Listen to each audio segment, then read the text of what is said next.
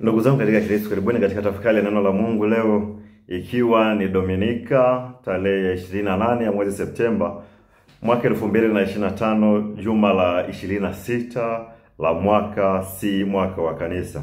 Na masomo yetu tutakayotuongoza siku ya leo katika tafakari, somo la kwanza linatoka katika kitabu cha nabii Amos, sura ya 6 aya ya kwanza na ile aya ya 4 mpaka aya ya 7. Huko somo la pili ni waraka wa mtume Paulo kwa Timotheo, waraka wake ule wa kwanza, sura ya 6 aya ya 11 mpaka aya ya 16. Huko somo la injili siku ya leo linatoka katika injili ya Luka sura ya 16 aya ya 19 mpaka aya ya 31. Na tukianza tafakari yetu na somo la kwanza ambalo linatoka katika kitabu cha nabii Amos. Amos alikuwa ni mwenyeji wa Tekoa. Aliitwa na Mungu kuwa nabii kutoka katika kazi ya uchungaji. Alihubiri maeneo ya Betheli. Amos aliitwa na Mungu katika kazi ya unabii ya mnamo karne ya 8 kabla ya Kristo, yapata mwaka wa 760. Wakati huo Israeli ilikuwa imegawanyika katika falme mbili ambazo ni ufalme wa kaskazini wenye makabila 10 na ufalme wa kusini wenye makabila mawili. Amos aliitwa kutoka Tekoa ambayo iko ufalme wa kusini. Atoki katika kazi yake ya uchungaji na kwenda kuwa nabii katika ufalme wa kaskazini. Wakati wa unabii wa Amos, ufalme wa kaskazini ulikuwa umeshamiri tena wenye nguvu zaidi ya ufalme wa kusini. Ufalme huu ulikuwa kwa chini ya mfalme Yeroboamu wa pili, ambaye aliyetawala kuanzia mwaka wa 783 hadi mwaka wa 732. Ufalme wa kusini uliendelea sana, ufalme wa kaskazini uliendelea sana kiuchumi, lakini maendeleo haya yalitokana na ukandamizaji wa watu maskini. Hivyo matajiri wachache walinufaika kwa jasho la watu maskini. Waliwatumia watu maskini katika shughuli za kazi kwa malipo madogo. Waliwatumia vile vile watu maskini katika shughuli mbalimbali, wakati mwingine hata kwa kutowapa ujira kabisa, lakini vile vile waliwakandamiza zaidi maskini. Hali ya kidini vile vile haikuwa shwari, kwani mfalme alikataza kabisa Wayahudi kutoka ufalme wa kaskazini wasiende ufalme wa kusini, ambako Yerusalemu ambako liliko hekalu kwa ajili ya kufanya ibada mbalimbali. Isipokuwa alianzisha madhabahu ya miungu ya uongo ya Baali pamoja na Ashtoreth.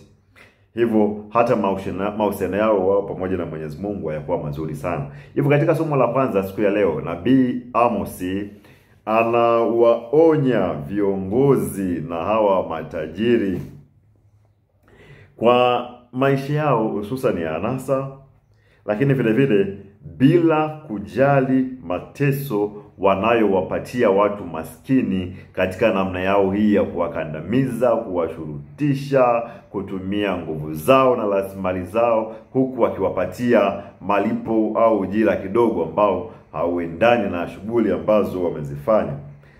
Na adhabu ya maisha yao, Amos anawasihi na kuwaasa na kuwatahadharisha kwamba haiko mbali sana kutoka kwao, endapo wasipobadilika na kuendelea na mienendo hiyo ya kuwakandamiza watu maskini wakijinufaisha wao watu wachache.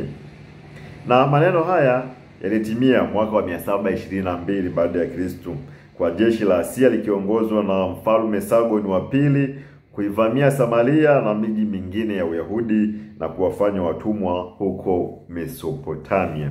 Hivi katika somo hili tunaona nabii Amos akitoa onyo na makaripio kwa matajiri wanaojinufaisha na watu maskini. Na onyo hili kwa vile hawakushindwa kulizingatia kama ambavyo Amos alivyoagizwa na Mwenyezi Mungu kuleta ujumbe huu kwao, Mwenyezi Mungu alinyosha mkono wa adhabu kwao. Na kutoka katika somo la pili ambalo ni waraka wa mtume Paulo, kwa waraka ule wa kwanza wa mtume Paulo kwa Timotheo, sura ile ya 6 aya ya 11 mpaka aya ile ya 16.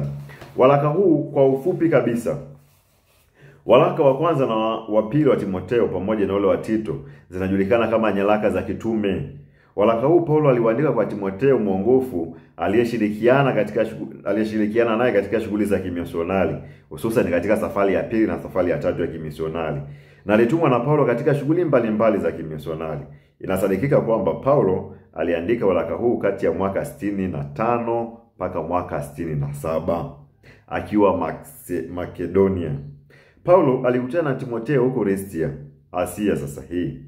Na barua hii imeandikwa hasa kuhusu uchungaji, ndio maana inaitwa nyaraka za kichungaji. Pia alimwandikia Timotheo barua hii ili kupinga mafundisho ya uongo yaliyokuwa yakienezwa na walimu wa uongo. Pia Paulo anawaonya wazee na maaskofu kuwa wafuate mafundisho ya kweli. Inasadikika kuwa hatari iliyolikumba kanisa la Kolosai ingeweza kusambaa katika kanisa la Efeso pia. Hivyo Paulo anamtahadharisha Timotheo aliyekuwa mchungaji wa kanisa hilo la Efeso juu ya kuwa mwadilifu na kufuata mafundisho ya ukweli. Na katika somo letu la leo, Paulo anamsihi Timotheo namna ya kuishi vema, akisema kuwa yeye Timotheo aliye mtu wa Mungu anapaswa kuishi kadri ya taratibu za Mwenyezi Mungu, nazo ni hizi: anapaswa kuwa mtu wa haki, anapaswa kuwa mtaua, anapaswa kuwa na imani thabiti, anapaswa kuwa na mapendo kwa Mungu na kwa jirani, anapaswa kuwa na saburi na upole, lakini vile vile zaidi ya yote anapaswa kuvipiga vita vilivyo vizuri, kuishika imani yake na afanye maungamo mazuri, ailinde imani ya Mungu iliyofunuliwa na Bwana wetu Yesu Kristo. Kwa ujumla wake, tunapaswa kuongozwa na hofu ya Mwenyezi Mungu katika maisha yetu ya siku zote. Na katika somo la Injili siku ya leo ambalo linatoka Injili ya Luka sura ya 16 aya ya 19 mpaka ya 31. Sehemu hii ya Injili ni mafundisho ya Yesu juu ya maisha ya ukarimu. Yesu anapinga choyo, anapinga ubinafsi, anapinga umimi. Hali hii ya kushindwa kuwasaidia walio maskini, hususan kwa mtu mwenye uwezo wa kufanya hivyo. Yesu anatoa mafundisho haya yanayopingana na choyo, yanayopingana na ubinafsi, yanayopingana na umimi katika mfano wa mtu mmoja tajiri na mfano wa maskini Lazaro. Tajiri huyu anavyoelezewa katika sehemu ya maandiko matakatifu Injili hii ya leo, hakuwa mtu mwenye moyo wa ukarimu kwa maskini Lazaro. Na hivyo baada ya mauti yake kuwa amekufa, alitupwa moja kwa moja katika jehanamu ya moto, huku Lazaro akipumzika mbinguni katika kifua cha baba yake Ibrahimu. Kutoka katika simulizi hii kuna mambo matatu makubwa ambayo tunapaswa tujifunze na kuyatafakari siku ya leo. Jambo la kwanza, ndugu zangu wapendwa, tutambue ya kwamba duniani tupo kwa muda. Dunia tunapita. Sisi si wakaaji wa dunia hii. Maskani yetu ya kudumu hayapo duniani hapa. Sisi duniani hapa tupo kwa muda. Tulikuja, tupo na tutaondoka. Walikuwepo wanadamu katika ulimwengu huu, waliondoka. Wapo wanadamu katika ulimwengu huu, wataondoka. Na viko vizazi vya wanadamu vitakuja ambavyo vitaondoka. Sisi sio wakaaji, ni wapitaji. Jambo la msingi la kutambua ni hili: kama ni hivyo, kuna maisha mengine baada ya maisha ya duniani hapa. Tuko kwa muda mfupi ambapo hatujui ni lini tutaondoka, kama jinsi ambavyo hatukujua ni lini tungekuja katika ulimwengu huu. Hatufahamu, ni fumbo, ila jambo la hakika ni kwamba kila mmoja ataondoka. Kila nafsi itapita katika shimo hilo la mauti. Lakini upasi kukata tamaa, upasi kufa moyo, upasi kuhuzunika na mengine yote hayo. Jambo la msingi kulielewa vile vile pia ni kwamba kuna maisha mengine baada ya maisha ya hapa duniani. Lakini maisha hayo baada ya maisha hapa duniani yatatabiriwa na namna yetu tunavyoishi kwa sasa. Kwa hiyo matendo yetu ya sasa ndiyo yatakayokuwa kibali cha kutuwezesha sisi kuingia katika maisha mengine ya baada ya hapa duniani. Na maisha hayo yao katika makundi mawili. Kama uliweza kutenda yaliyo mema na yanayompendeza Mwenyezi Mungu, utakwenda mbinguni, inafahamika hivi. Lakini kama ulitenda kinyume, ulitawaliwa na maovu, ulitawaliwa na choyo, ulitawaliwa na ubinafsi, ulitawaliwa na umimi, kwa hakika hutomuona Mwenyezi Mungu. Jambo la kwanza la kulielewa ni hilo. Jambo la pili, tunapaswa kuwa watu wa msaada. Yale ambayo Mwenyezi Mungu amekupatia, ameyahifadhi kwako, ameyaweka kama hazina yaweze kutumika kwa manufaa ya watu wengine. Ikumbuke ya kwamba hakuna mtu yoyote ambaye anaweza akaishi kipekee. Tunahitajiana, tunasaidiana. Hivyo ilikuwa katika kuzaliwa kwetu. Ili mtoto mmoja aweze kuzaliwa, anahitaji watu wawili ambao watakao mzaa, kwa maana ya wazazi wake, baba yake na mama yake. Kwa hiyo uwepo tu wa mtu mmoja duniani unahitaji uwepo wa watu wengine wawili duniani. Na mtu huyo mmoja ili aweze kuzaliwa, anahitaji watu wengine 4 ambao ni wazazi wa baba yake na wazazi wa babi yake, wa mama yake. Jumla ni watu 6. Kwa hiyo mtu mmoja aweze kuzaliwa, wanahitajika watu 6 walio katika muungano ili mtu mmoja aweze kuzaliwa. Hivyo kadhalika na kuendelea. Kwa hiyo mtu mmoja ili aweze kuwepo duniani, anahitaji ushiriki wa watu wengine wote, wengi zaidi. Kwa hiyo tafsiri yake ni nini? Kwamba tunahitajiana. Hakuna ambaye ni mkamilifu kwa kila kitu. Utamhitaji mwingine katika hili. Kila mmoja ana mchango wake kwako katika maisha yako, kuanzia wazazi wako, ndugu zako, jamaa na kila mtu yeyote. Kila mmoja ana mchango kwa mwingine. Hivyo tunahitaji kusaidiana bila ya kuwa na ubaguzi kati ya maskini na matajiri. Matabaka haya yaliyopo katika jamii zetu na ambayo yanaendelea kuitafuna jamii zetu. Maskini wana kikundi chao, matajiri wana kikundi chao, na havipatani. Matajiri walio wengi wanawachukia maskini. Maskini ni watu wa chini, dhaifu, watu wasiokuwa na sauti, wanyonge, wanaokandamizwa na hivyo. Kwa hiyo tunahitaji kujenga jamii ambayo itaondoa matabaka na ubaguzi kati ya walionavyo, walio juu, na hawa ambao wako chini. Jamii ambayo itasaidiana na kusikilizana na kuwa na umoja na kwenda sambamba.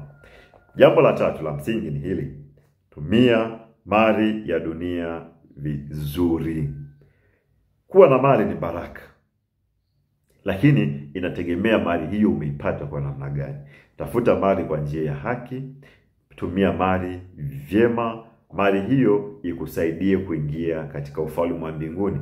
Tunatambua kwamba dunia tunapita, mali na vingine vyote hautoshuka navyo kaburini, na hivyo vinaweza vikawa ni sehemu mojawapo vitakapochangia katika adhabu huko katika jehanamu ya moto, au kama umevitumia vyema vizuri kadri ya mapenzi ya Mwenyezi Mungu, vitakusaidia kumuona Mwenyezi Mungu. Hivyo tumia mali ya dunia vizuri. Mali isikutoe katika uwepo wa Mwenyezi Mungu, wala mali isikutenge na jumuiya ya watu wengine, isikufanye ukajiona sasa umekuwa mwamba na ukadharau watu wengine, hususan wasiokuwa na mali. Sasa hali ya dunia ikoje kwa sasa? Hali ya dunia iko katika sura ya 3. Sura ya kwanza, pesa imechukua nafasi ya Mwenyezi Mungu. Iko hivyo katika dunia yetu, katika maana ya kwamba moja, mwenye mali anaheshimika na kuabudiwa kuliko Mungu. Atapata marafiki wengi, atapata wapambe wengi, atasifika zaidi kuliko hata anavyosifika Mwenyezi Mungu. Utasikia maneno mazuri ya kifa, uozi, unaupiga mwingi hata kama unaoupiga ni mchache, na maneno ya namna hiyo. Lakini kumbuka, wapambe, marafiki wengi wanaokuzunguka, jaribu kutafakari dhamiri zao. Wengi si kwamba wanakupenda zaidi kwa sababu una mali, wewe ni mtu mwema, rahash. Lakini kama msemo wa Waswahili unavyosema, kaa karibu na waridi uweze kunukia, ndio falsafa wanayoitumia. Wakiwa karibu na wewe, watakuandaa ili waweze kunufaika na sehemu ya mali ulionayo. Lakini siku umefilisika, hapo ndio utajua rafiki wa kweli ni yupi kwako. Utabaki umesimama mwenyewe na Mungu wako.